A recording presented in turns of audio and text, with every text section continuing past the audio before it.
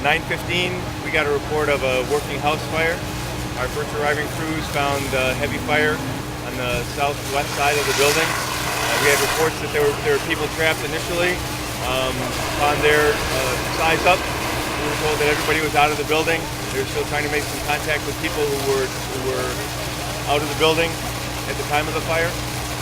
Fire spread very rapidly through the house, and we called mutual aid from Meridian Township.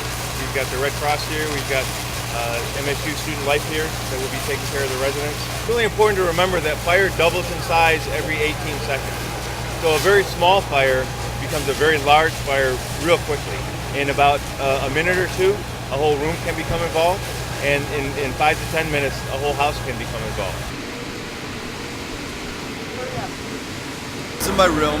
I heard the fire alarm, so I ran out. I looked around, didn't see anything, so I silenced it, and then basically walked through the house, trying to look for a fire. And then some other people came out of the rooms too. They were looking for me. We didn't see anything, so we eventually saw some smoke coming from one of our roommates' rooms.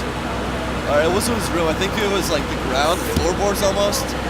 So we ran downstairs to the utility room, see if it was coming there, and then we went to the kitchen, see if the oven was on fire or anything. And it wasn't downstairs, so we ran back upstairs, and we saw that the smoke was like picking up. At this point, there's a lot of smoke in the room, so we went around the front of the house, and we saw that it was coming from the corner room there. Just smile.